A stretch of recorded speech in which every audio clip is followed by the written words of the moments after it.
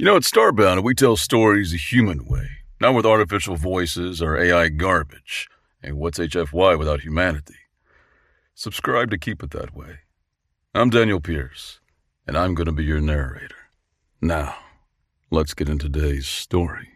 The polite expanse judged the universe. It looked upon the universe's boorishness and collectively deemed such behavior an affront to decorum.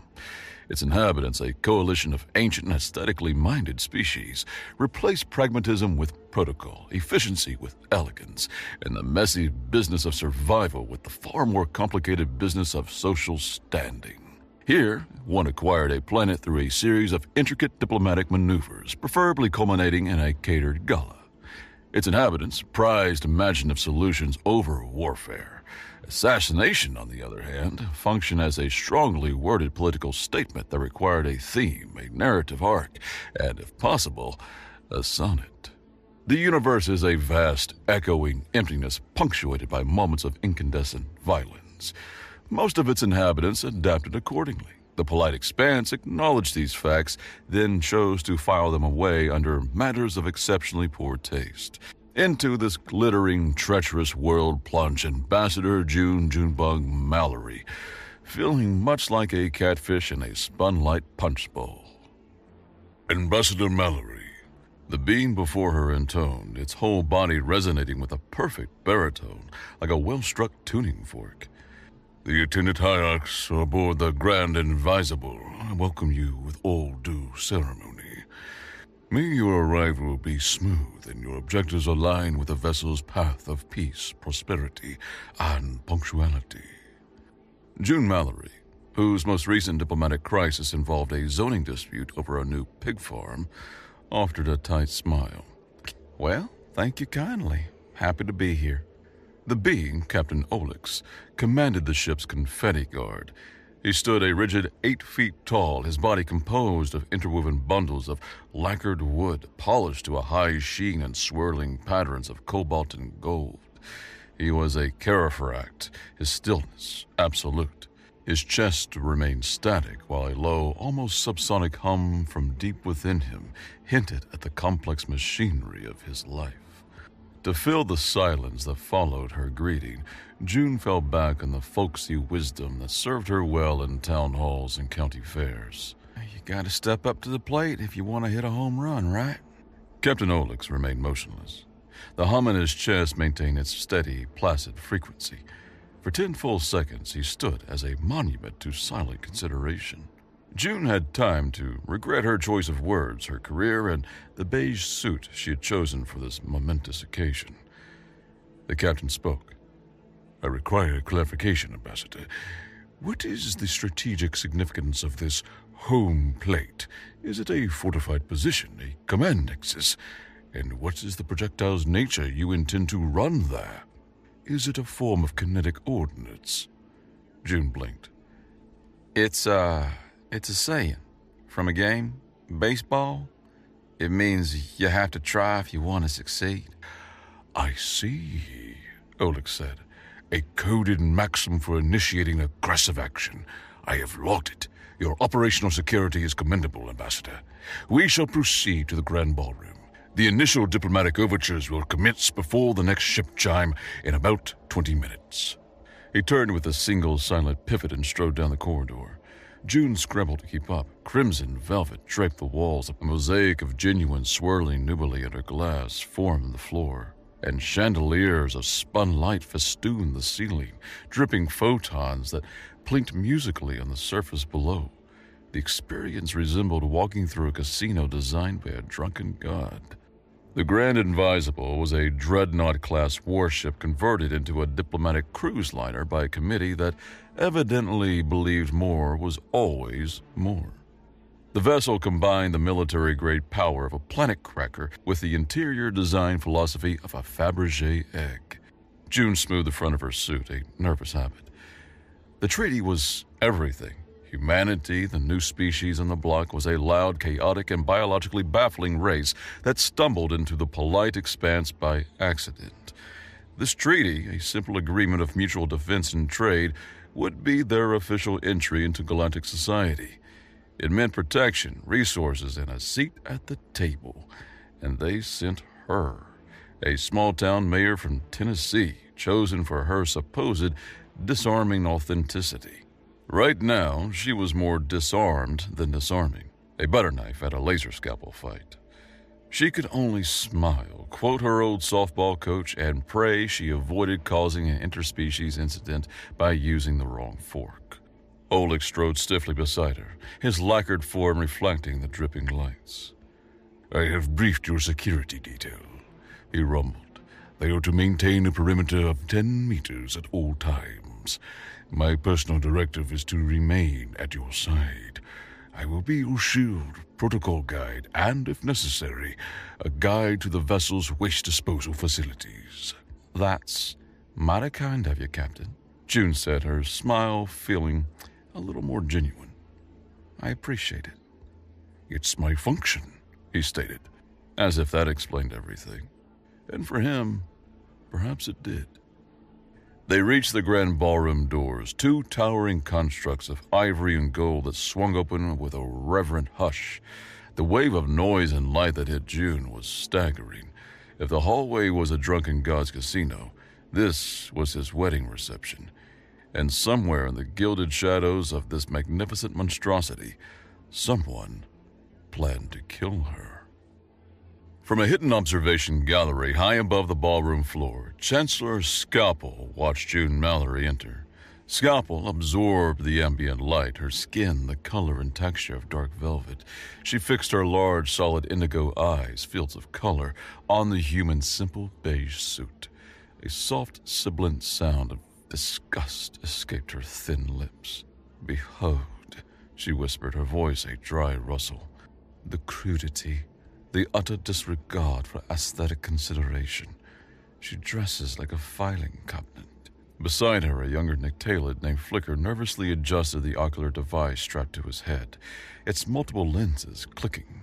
He flinched at his superior's tone, his membranous ears twitching. "I read Elevated Bioscience, Chancellor. She appears to be perspiring." "Of course she is," Scalpel said with a dismissive wave of a four-fingered hand. "She's a creature of mud and base chemistry." The Committee for Elegant Solutions' four other members stood arrayed behind her. Theirs was the most sought-after assassination guild in the polite expanse, prized for style above efficiency. Their clients paid for more than an elimination. They paid for a statement people would discuss in hushed, appreciative tones for centuries. "The composition is ready," Scalpel announced, turning to her subordinates. She moved in a series of deliberate posed gestures as if demonstrating a geometric proof. "Our clients wishes to prevent the Terran Treaty. A simple death is insufficient. It must have narrative." She gestured towards the glittering ballroom below. "Our performance has 3 acts. First, a gentle democratic sigh. The ventilation system introduces the still air, an odorless neurotoxin that binds to the primary respiratory enzyme, inducing a peaceful, irreversible sleep in every known oxygen-breathing species. Our sensor scrambler will provide a 10-minute window of absolute privacy before the ship's systems register the atmospheric shift." She paused. Flicker leaned forward, his breathing quickening. In the ensuing silence, Scalpel continued, dropping her voice to a conspiratorial whisper. "Act 2. The statue of Lord Volus the Contemplative, there by the punch fountain." She pointed a slender finger. "We retrofitted it. It broadcasts the dirge of silent sorrows, a composition of pulses at subsonic frequency woven in a rather moving piece of verse. We calibrated the frequencies exclusively for the Terra neurological profile. It induces total sensory confusion, a quiet madness followed by a final stillness." She looked on, a gleam of triumph in her indigo eyes. "And for the finale, the denouement. The doors seal, the ritual of final repose activates, a paradox trap on the floor to preserve our work. A room full of peaceful sleepers and one Terran, driven mad by poetry. A beautiful narrative." Flicker swallowed audibly. "And contingencies, Chancellor? Perhaps a kinetic weapon on standby as a concluding punctuation. Scalpel gave him a withering gaze, as if he had suggested serving the canopies on paper plates. A gun, Flicker? How appalling direct. Elegance is its own contingency. Do you question my artistry? Your artistry is absolute, Chancellor, he stammered. Our methods are our signature, she said, her voice regaining its smooth purr. Our clients pay for narrative, and they pay handsomely. Our expense reports filed meticulously with the Guild Registry as per tradition are testaments to our craft. A line item for thematic concordance consultation separates us from common thugs with plasma rifles. She turned back to the scene below. Now, watch. The overture is about to begin. The Terran is conversing with a Ganalian lichen colony. How delightfully gauche. June made small talk with a Ganalian, a colonial organism of luminescent network lichen that communicated through pulses of fragrant light. So far, she gathered the creature was either a respected theologian or deeply concerned about the canopy's quality. Well, it's a pleasure to meet you, she said, backing away as a puff of air smelling distinctly of cinnamon and regret wafted from the creature. She found herself standing alone by a pillar of articulated volcanic glass, nursing a glass of bubbling, faintly blue liquid that tasted of static electricity. 1,000 pairs of eyes were on her, judging her suit, her posture, her existence. This felt worse than the time she addressed the garden club after a rogue batch of fertilizer made all the prize-winning petunias wilt overnight. A tall cobalt and gold form materialized at her side. Ambassador, June startled. Captain Olix, you move quiet for a big fella. Movement is a matter of energy expenditure, he stated. Unnecessary sound is a waste. I've procured a beverage for you. My analysis indicates it is more compatible with your species' dietary requirements than the ambient atmospheric moisture most guests are consuming. He offered her a small, warm bowl. June peered into it. A thick, savory smell broth, the color of rich earth, steamed in the bowl. She took a tentative sip. The broth was delicious, like the best mushroom soup she had ever tasted. Why, thank you, Captain. That's quite thoughtful. My programming includes thoughtfulness, he replied. He stood beside her, a silent, rigid guardian. I have completed my preliminary analysis of baseball. Oh? June said, intrigued. The strategic objectives appear to be territory acquisition and defense, centered on 4 key plates. However, the rules governing the cylindrical kinetic striking tools used are arbitrary. A direct application of force would resolve the contest in half the time. June let out a loud, genuine laugh. The sound was a full, open chuckle that echoed slightly in the vast room. Several nearby aliens turned their heads, or stalks, or sensory organs in her direction. One being, a composite entity of interlocking ceramic plates, vibrated with apparent disapproval.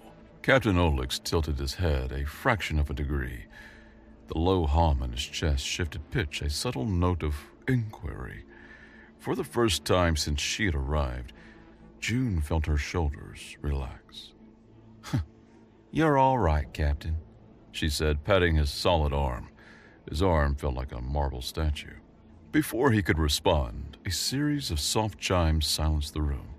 On a raised dais at the far end, the ship's chancellor, a willowy creature draped in shimmering silver robes, began the opening toast. Her voice was high and fluting, a flurry of pleasant, unparsable sounds. As the speech droned on, June noticed Olix's internal hum shift again to a low, dissonant chord that felt like grinding gears. You okay there, Captain? She whispered. The Chancellor's speech, he rumbled, his voice tight. It contains improper auditory frequencies. It is aesthetically displeasing. June smirked. Even the security detail was a critic. The polite expanse was a strange place. The Chancellor raised her glass. The other dignitaries followed suit. The address reached its crescendo, and from 100 ornate fixtures in the ceiling and walls, a transparent, odorless gas vented into the grand ballroom. In her observation gallery, Chancellor Scalpel leaned forward, a predator's smile gracing her lips. "The sigh," she whispered. "Listen to the silence." On the floor below, the effects were immediate. A florid, feathered dignitary from the Vesperine cluster clutched his chest, a look of mild surprise on his avian features, and then crumpled to the floor. The Granarlian lichen colony shuddered and settled, its oil-slick sheen dulling. The composite of ceramic plates ceased vibrating. All across the vast room, hundreds of the galaxy's most important people slumped into unconsciousness. The room filled with the soft, collective thud of bodies meeting the floor. Captain Oleg stiffened beside June. He reached for the ceremonial protocol baton at his waist, his hand large enough to crush steel. "Atmospheric poison detected." His legs buckled. With a final discordant hum, his 8-foot frame crashed to the floor. The sound, a dull, heavy thud in the sudden silence. The low hum from his chest fell silent. June stared. Her first thought, this was some bizarre alien custom, a synchronized fainting demonstration. Then her own body gave a lurch. A sharp, pleasant, tingling sensation raced up her spine. The room swam for a moment, the spun light chandeliers blurring into streaks of gold as if she had downed a glass of champagne on an empty stomach. She took a deep, steadying breath. The air grew heavy and sharp, carrying a strange energy that made the hairs on her arms stand up. A wave of lightheadedness washed over her, a strangely pleasant, dizzying euphoria. She looked around at the sea of unconscious bodies, a silent, sprawling tableau of galactic diplomacy. She looked down at the still form of Captain Olex. She glanced at her own hands. They were steady. A pleasant buzz spread through her. June Mallory blinked once, twice. She surveyed the scene of silent, glittering carnage. "Well," she said, her voice echoing slightly in the quiet room, "this party died fast." Chancellor Scalpel stared at the main monitor, her mouth slightly agape. The image was clear. A ballroom littered with the sleeping galactic elite, and in the center of it all, one human woman standing. She looked a little confused, perhaps a bit tipsy, but she was infuriatingly upright. "What is this?" Scalpel hissed. "Flicker, report!" Flicker typed furiously at his console, his membranous ears flattened against his skull. Data streams scrolled across his ocular device. "Chancellor, the gas deployed perfectly. All dispersal units are green. Atmospheric saturation is at 100%. "Then why is she still standing?" Scalpel snarled, her voice a low, dangerous thing. "Why is she anything but a beautiful, poetic corpse?" "Running a full chemical breakdown," Flicker squeaked. He typed a final command, and a holographic model of the ballroom atmosphere appeared in the air. "Analysis complete. The still air has bonded with all the biology as designed." "And?" Scalpel demanded. Flicker flinched. "Chancellor, the unbound agent now saturates the ballroom's atmosphere." The assassin stared at the monitor. A heavy silence fell in the gallery. Another assassin, a hulking creature of matte black scales named Grond, pointed a trembling claw at the screen. June took another deep, seemingly refreshing breath, a small, puzzled smile on her face. "Chancellor," Grond whispered, his voice a gravelly rumble. "She's breathing." Flicker recoiled from his console as if it had delivered an electric shock. He hammered in a new search query, accessing the Galactic Library's deep, dusty archives. "The Terran biofile from the initial Tau Ceti contact survey. I had assumed it was a transcription error." "What does it say, Flicker?" Scalpel's voice was dangerously quiet. The Nyctalid technician stared at the single line of text that appeared on his screen. The file's subheading announced potential space farming vermin for future observation. He read it aloud, his voice a tremor. "It says primary respiratory enzyme redundant and stubbornly inefficient." He looked up at his fellow assassins, terror dawning in his eyes. "Chancellor, they're too biochemically crude to poison correctly. Scalpel slammed her fist onto the console. The elegant narrative of her masterpiece was in tatters. The giddy buzz faded, replaced by a growing alarm. She knelt beside Captain Oleg's massive inert form. She touched his polished, lacquered skin. It was cool. The comforting hum was silent. "Oh, come on, big guy," she muttered, nudging his shoulder with her practical, low-heeled shoe.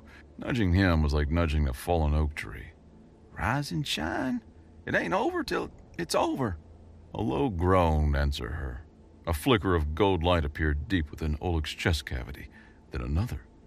The low hum returned, weak and sputtering at first, then gradually rising in pitch and volume. His optical sensors, two smooth, featureless orbs, glowed with a soft blue light. He sat up, his movements stiff and jerky. "System reboot in progress," he announced, his voice staticky. "Atmospheric poison detected. Alien life forms compromised. Terran ambassador seems fine." "Yeah, I'm a tough old bird," June said, helping him to his feet.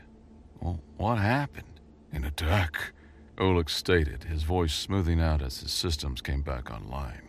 "Stage 1 of a hostile action." Before June could ask about Stage 2, it announced itself.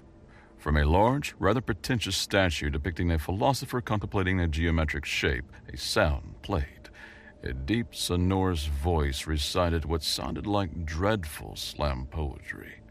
"Oh, silent sleeper and stillness deep, your thoughts now wander, your secrets keep. A frequency whispers a subtle hum to render reason entirely numb." Oh! The sound itself was grating, but underneath, June felt a strange pressure in her ears, a faint, unpleasant vibration at the base of her skull. The assassins had calibrated the weapon for a standard nervous system. Human hearing, a messy, organically tuned affair, operated just outside the effective range. To June, it just sounded awful. She wrinkled her nose. Good heavens, that's just dreadful. Who wrote this stuff? She marched over to the statue, searching for a volume knob. The base was a smooth, solid block of marble. Frowning, she circled to the back, where a thick power conduit snaked out from a hidden panel into the floor. "And there's always a plug," she muttered, a lesson learned from countless town meetings and faulty projectors. She gripped the cable with both hands and gave it a sharp, decisive yank. The cable came free with a shower of blue sparks, the awful poetry cut off mid-rhyme. In the observation room, a strangled noise tore from Chancellor Scalpel's throat.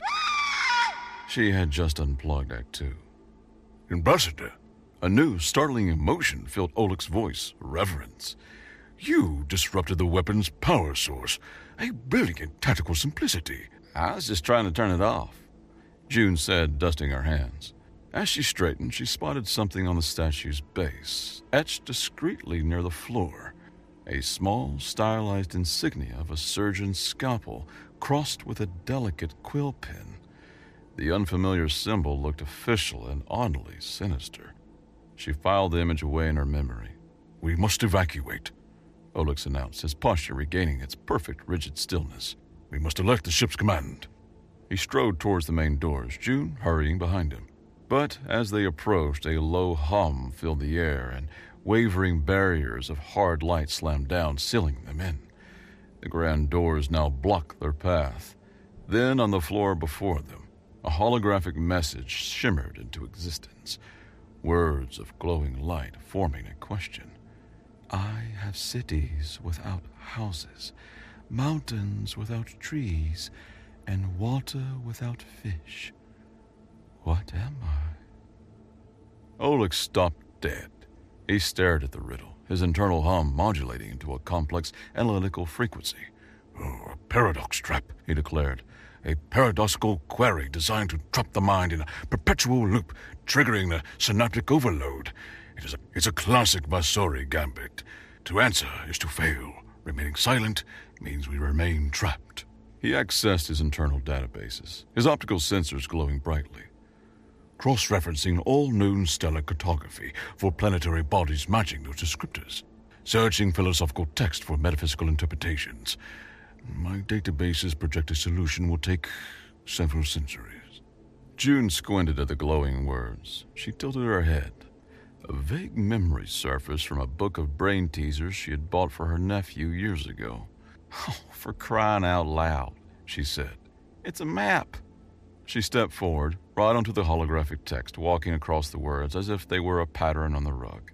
Across the ballroom, a previously hidden panel in the wall hissed open, revealing a dimly lit service corridor. Olix froze. He swiveled his head to look at her, then at the open door, then back at her.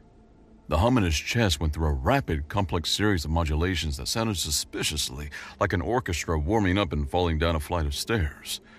"Ambassador," he said, his voice a low, awestruck rumble.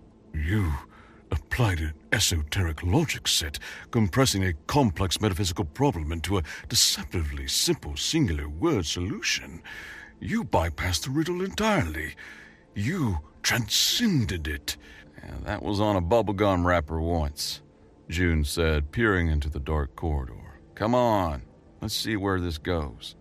She stepped through the doorway, leaving Captain Olix to stare after her. The service corridor led them into the ship's pantry, a small, sterile room lined with shelves of vacuum-sealed ration tubes and pressurized bulbs of alien fruit. The room was quiet, safe, and smelled faintly of sterilized metal and the ration tube's sharp mineral tang. Olix stood guard by the door, his posture as rigid as ever, though his internal hum now had a questioning, melodic quality. June, meanwhile, found a crate of biscuits and examined one with a critical eye. She broke off a piece and tasted it. The biscuit was dry, bland, and plain. Emergency rations. She nibbled on it thoughtfully. "Okay, Captain," she said, her mouth full of crumbly biscuit. "Lay it all out. What in the Sam Hill is going on?" "We are under a sustained multi-stage assault by a hostile entity," Olix reported, facing the door. "The entity deployed a biological agent, a sonic weapon, and a paradox trap. You neutralized all three." "That I did," June mused. "And I saw a little picture on that statue. Looked like a pen and a knife crossed over each other." Olix turned his head, a slow, deliberate motion. "A scalpel and a quill, the Committee for Elegant Solutions official insignia." "Are they the ship's party planners? 'Cause I have some notes for them." "They are an assassination guild," Olix stated flatly. "The most expensive and most theatrical in the expanse.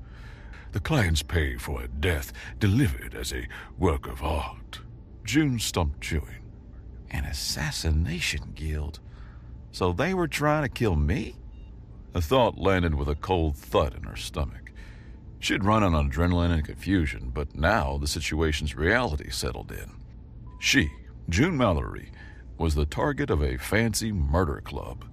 She took a shaky breath and leaned against a shelf. "Well, I be." "Your calm in the face of a mortal danger is remarkable," Olix observed. "My processes struggle to categorize your emotional state." "Honey, right now, I'm so scared my stomach's playing tetherball with my liver," she admitted. "I'm just good at faking it." She straightened, brushing biscuit crumbs from her suit. "Okay, so these folks are artsy-fartsy killers. Let's think this through." She paced the small room. First, they gassed the whole ballroom. That was a big, flashy move. But it failed against me. Then they tried to, give me a headache with bad poetry? And then they locked the door with a kid's riddle. Olix listened, his head tilting as he processed her words. To June, she offered a plain-spoken summary of events. To the Carifract captain, she delivered a high-level tactical debriefing delivered in dense, layered code. "Fascinating," he rumbled. "Gassing the ballroom, a concise summary of the biological assault, bad poetry, dismissive classification for the neurological weapon, indicating you perceived its threat as minimal, and a kid's riddle, an elegant reframing of the paradox trap as a rudimentary countermeasure, easily defeated. Strategist Mallory, your clarity of thought is profound." June stopped pacing. Strategist Mallory? A designation of respect, Oleg said, his tone flat. I see now that you are more than a diplomat. You're a master of unconventional warfare, concealing your strategic brilliance behind a veneer of folksy aphorisms. The baseball metaphor upon your arrival was a declaration of intent masquerading as a greeting. You came here to hit a home run, a decisive, overwhelming victory. I was blind to see it, but I see it now. He straightened to his full, imposing height. My function was to protect you. I now see my true purpose is to serve you. I pledge my complete loyalty. June stared at him, her mouth slightly open at a loss for words. This 8-foot-tall lacquered warrior, this being of logic and protocol, thought she was some kind of secret military genius, all because her biology was too stubborn for poison. She had a low tolerance for bad art, and she remembered a riddle from her childhood. The situation was so ridiculous, she did the one thing that made sense. She laughed. This time, a deep, rolling laugh filled the small pantry, a laugh of fear, relief, and disbelief. And for the first time, Captain Ulix's internal hum settled into a soft, melodic thrum that sounded for all the world like contentment. Incompetence! Aesthetically bankrupt incompetence! Chancellor Scalpel swept a delicate, priceless vase from a pedestal. It shattered on the observation gallery floor, a soul-grating discordance. Her underlings flinched. A gas that serves as a mild stimulant! She shrieked, her hushed whisper rising to a pitch that threatened decorum. A sonnet unplugged like a common floor lamp! A paradox, a masterpiece of philosophy defeated by a nursery rhyme! My composition is in ruins! My narrative is a farce! She paced before them, a caged predator made of velvet and rage. Rival guilds are mocking us on the secure channels. They're calling my dirge of silent sorrows aggressively beige. My client has sent 3 communiques, each more panicked than the last. All reputation, all signature is crumbling. Flicker wrung his hands. Chancellor, perhaps a more direct approach. Scalpel rounded on him, her indigo eyes burning. Direct, she hissed. Direct is for brutes, Flicker. Direct is for common thugs. We are artists. We create statements. We are about to be artists who are also bankrupt. Gron, the black-scaled assassin, grumbled from the back. Scalpel's head snapped towards him. What did you say? Our client has invoked the financial disgrace clause, Gron said, holding up a datapad. If the target remains alive for another hour, they will cancel the contract and demand a full refund, including all retainer for imported melancholy and artisanal lamentations.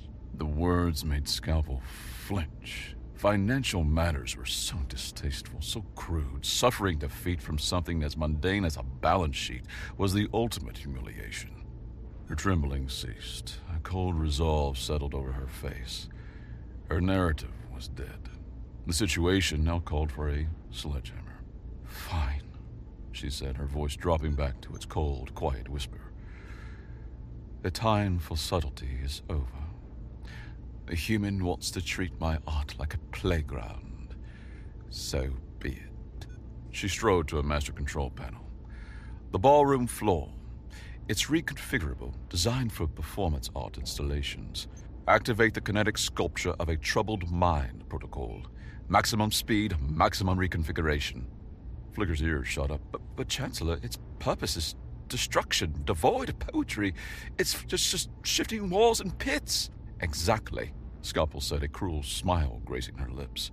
It's ugly, it's forceful, it's an expression of my displeasure.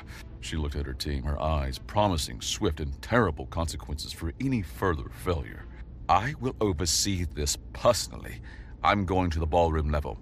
I will watch as this biological anomaly meets a final, if regrettably, direct end. She swept from the room, leaving her subordinates in a heavy silence. The artist vanished. The killer remained. In the pantry, June's laughter subsided, leaving her with a strange sense of clarity. Olix believed she was a genius. The assassins believed she was a worthy target for their convoluted, artsy murder plots. And she was just June Mallory from Knoxville, who was surprisingly good at staying alive. "You know, Captain," she said, pushing herself off the shelf, "when you come to a fork in the road, take it." Olix tilted his head. A paradoxical directive. If one takes the fork, one halts progression down the road. It implies the seizure of a tool over the continuation of a journey. "It means just do something. We've been reacting this whole time. They hit, we dodge. It's time we hit back." She looked at him, a wild, improbable idea forming in her mind. "These committee folks are all about appearances, right? Their reputation, their artistry." "Their public image is paramount," Olix confirmed. "Failure is a disgrace. A clumsy public failure would be an irrecoverable catastrophe for the reputation." "Exactly," June said, a slow grin spreading across her face. "So what would be worse for them than just failing to kill me?" Olix considered this. "Public humiliation?" "Bingo," she said, snapping her fingers. "Forget their game. We're playing mine, and my game is a town council meeting that's gone off the rails." She looked around the pantry and she spotted a small service terminal built into the wall and glowed with a soft green light. "Captain, can that thing get us a line out? Or look at the ship's cameras?" "It's a supply terminal," he confirmed. "Inventory management only. The terminal only accesses inventory." "Right," June said, a hint of frustration in her voice. Then an idea born from years of dealing with public access television and local news bloomed in her mind. The idea was insane, messy, and perfect. "Okay, new plan. Olix, I need your help. I need you to get on the main network. Right here. Now." Olix tilted his head. "A direct order to violate security?" "You said it yourself. We're under attack. Consider it a field promotion." Olix stood motionless for a moment, the hum in his chest a complex chord of calculation. "Understood. Invoking Emergency Protocol 9 Alpha, active countermeasures." He stepped to the terminal and placed his large palm flat against the screen. It flashed red, then chimed. A luminous three-dimensional wireframe of the ship's architecture replaced the simple inventory display. "Access granted. Designate your target, strategist." June blinked at the title, but rolled with it. She tapped through the on-screen menus. "First, let's get our eyes on our friends. Then we're checking some public records." She grinned, the mischief returning to her eyes.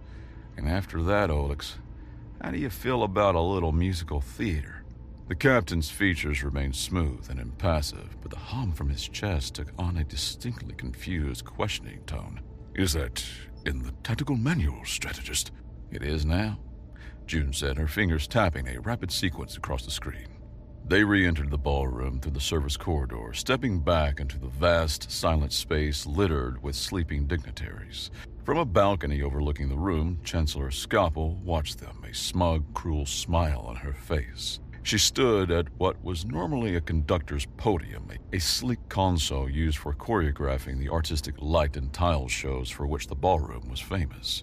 Its artistic interface, built for performance, offered direct control, bypassing the safeguards of a true engineering station. She hovered her hand over the glowing panel. A synthesized voice announced, "Warning, kinetic sculpture protocol activated with safety measures disabled. This is an atypical execution. Acknowledge override." "Acknowledged," Scalpel snarled, and pressed her palm to the panel. A shudder ran through the floor beneath June and Olix. With a low groan of powerful machinery, the smooth, tiled surface moved. Tiles rose into thick walls. Others retracted to create deep pits. The entire ballroom became a shifting, grinding labyrinth. "Ambassador, the floor is shifting," Olix yelled, planting his feet wide to keep his balance. Scalpel laughed from her perch, a sound like tearing silk. She expected the human to panic, stumble, and fall into a pit for the reconfiguring walls to crush her. June Mallory, however, spent her childhood playing hopscotch on uneven pavement. She had navigated rocky creek beds and muddy fields her entire life. Faced with a bucking, treacherous landscape, June remained calm and found her footing. With a nimbleness that belied her sensible suit, she hopped from a stable tile to a newly risen platform. She sidestepped a wall that slammed up from the floor and used its momentum to leap across a widening chasm. Olix, with his rigid 8-foot frame, moved with less agility. He struggled with the terrain, his movements stiff, but he was strong. He used his protocol baton as a brace, jamming it into gaps to halt a shifting wall. He vaulted over pits, his powerful legs propelling him through the air in jarring, forceful leaps. From her balcony, Scalpel smiled, faltered. The human was navigating it.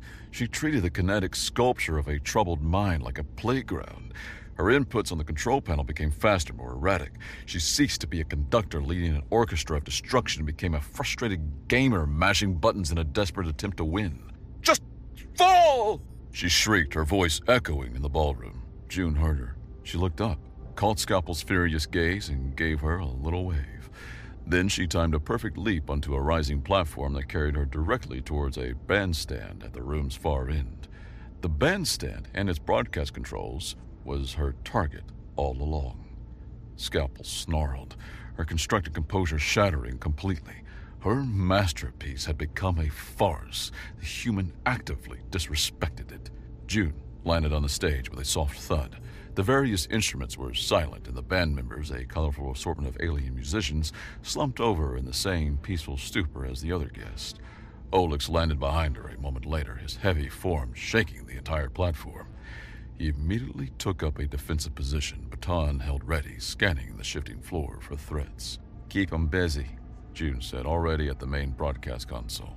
The console was a mess of glowing sliders and holographic buttons, but labels in the Galactic Standard script marked its core functions: main feed, audio output, network access. Just like the setup at the Channel 8 station back home, only with more chrome. With a few taps, she located the ship's internal camera network. She found what she was looking for in less than a minute. A live feed from Camera 4 mounted discreetly in the assassin's own observation gallery. Flicker and the others huddled around a console, their expressions grim as their leader's plan fell apart. Perfect. She rerouted the gala's main broadcast feed, switching it from the empty ballroom to the live, candid shot of the Committee for Elegant Solutions in their moment of utter failure. Next, she accessed the public galactic net.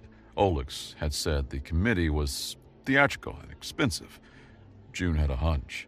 On a whim, she searched for their name in the Guild Registry, a public database. She found it as a registered artisanal political solutions provider.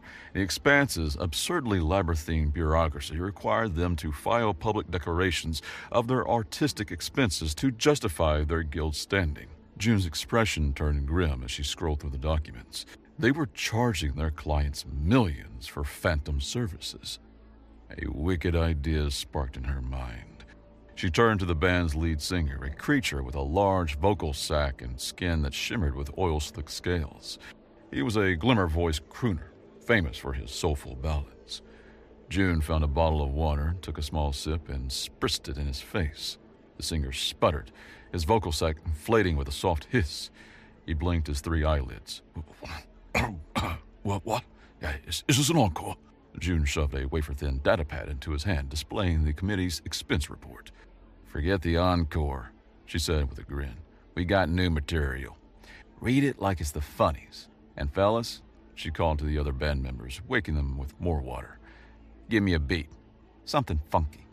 She slid the master volume for the ship-wide broadcast system all the way to the top. Across the polite expanse, on a dozen worlds and 100 ships, the feed from the Grand Inadvisable Gala flickered. A shot of a darkened room where a group of panicked Nictalids were staring at a screen replaced the image of the silent ballroom. Then the music started. A slinky, funky bass line, a crisp drum beat, and the glimmer-voiced crooner's soulful, shimmering voice, who, being a professional, went with it. "Ooh, yeah," he sang, his voice echoing through palaces, boardrooms, and rival guild halls. "Got a memo here from the accounts department. A little number I call the art of the bilk." The band kicked in. "Item 1, the singer crooned, reading from the datapad. "For poetic inspiration and thematic harmony, 500,000 credits." Say what? On the balcony, Chancellor Scalpel froze. Her head snapped toward the bandstand. She saw the human ambassador giving her 2 thumbs up. "Item 2, the singer continued, getting into the groove. for the rental of a miniature nebula to contemplate mortality. 800,000 and 1,000,000 more for imported melancholy. Y'all, that's some sad, expensive stuff. The broadcast was a sensation. In a corporate boardroom on Vestia, the committee's anonymous clients stared at their dirty laundry aired to a funky beat. In the Guild of Unseen Hands' shadowy headquarters, assassins roared with laughter, slapping each other on the back. On the financial regulation capital of Praxis, stern-faced bureaucrats took furious notes, their faces grim with the promise of endless audits. On the Grand Advisable's balcony, the color drained from Scalpel's velvety skin, leaving her a pale, ghastly gray. Her personal comm line exploded with a flood of notifications. Angry clients canceling contracts, lawyers invoking financial disgrace clauses, and a formal notice of investigation from the Guild Registry. A folksy human in a terrible funk song delivered her ruin. Her composure, her elegance, her identity shattered. With a cry of raw shame, she threw a small pellet onto the ground. It erupted in a cloud of thick black smoke, a final theatrical gesture. When it cleared, she and her team had vanished. Groggily, the dignitaries in the ballroom stirred. They woke to the lingering echoes of a song about fraudulent expense reports and the sight of a single human ambassador standing on the bandstand, brushing off her hands. Questions filled the room. Captain Olix's formal report to his superiors was a masterpiece of understatement. It focused exclusively on the tactical deployment of public humiliation, leaving out any mention of Yogi Berra, bad poetry, or funk music. The report stated that Ambassador Mallory neutralized a threat from the Committee for Elegant Solutions by subverting the ship's broadcast system. She weaponized their own financial misconduct against them, causing their immediate ruin, both professional and social. Later, as the ship's crew attended to the bewildered diplomats, June found a quiet observation deck. She stood by the vast window, watching the slow, silent waltz of distant stars. Olix appeared at her side, his presence a silent, solid comfort. I was just making it up as I went along, you know. She kept her gaze on the stars. The whole time, I had no earthly idea what I was doing. Olix remained quiet for a long moment. The hum in his chest was a low, steady thrum. Then your capacity for improvisational tactical genius is even greater than I calculated, Strategist Mallory. He turned his smooth, featureless face toward her. My programming dictates that I should feel confusion. I have witnessed repeated protocol violations, and yet the data I am processing registers as satisfaction. June looked at him, at this strange, literal being who saw a genius where she was a fraud, and for the first time, she wondered if maybe, just maybe, he was onto something. The treaty negotiations resumed the next day. The atmosphere was different. The other diplomats gave June a wide berth. They spoke to her in hushed, respectful tones. When she made a point, they accepted it readily, falling silent to take notes. Whispers followed her down the corridors. They spoke of the Terran ambassador who dismantled the legendary Committee for Elegant Solutions using an audit instead of a weapon. They called her the accountant. June secured a treaty more favorable to humanity than anyone had dared hoped. It guaranteed more than trade and defense. It guaranteed mutual respect. When the time came for the singing, the other delegates produced ornate feathered quills and glittering jewel-tipped styluses. June Mallory signed her name with a simple, practical ballpoint pen she had brought from home. As she finished, a quiet, steady confidence settled over her. She met the other diplomats' gazes as an equal, her initial intimidation gone. She offered a simple, confident nod. She belonged here. She had hit her home run. June was packing her small bag, preparing to depart the Grand Advisable, when Captain Olix appeared at her stateroom door. He stood more rigidly than usual. Ambassador, He began. I request formal permission to ask a question that lies beyond standard departure protocols. June smiled, a warm, easy smile that reached her eyes. Permission granted, Captain. He seemed to brace himself. The hum in his chest was a flutter of nervous energy. Your earlier tactical pronouncement, he said with great and obvious difficulty. The one concerning the fork in the road. If one finds oneself at such a juncture, and one has in fact taken it, does protocol permit one to invite a fellow traveler to consume nutrients at a designated location at the end of that road? She had never received a more stilted, formal, and charming invitation to dinner. June's smile widened. Captain, she said, her voice a warm, gentle southern drawl. My daddy always used to say, the future's a lot like the past, but you're stuck in it longer. I'd love to. The hum in Captain Olix's chest surged, resonating so brightly that for a brief moment the air around him seemed to shimmer. His superiors later demoted him for his improper emotional feedback during a high-security incident. He accepted the demotion with a satisfaction that his new commanding officer found unsettling. His new post, military liaison to the newly recognized Terran Confederacy, stationed on Earth. His primary mission, to study and comprehend the strategic applications of human idioms. As he reviewed his assignment details, Captain Oleg's internal hum settled into the steady, resonant rhythm of a triumphant march.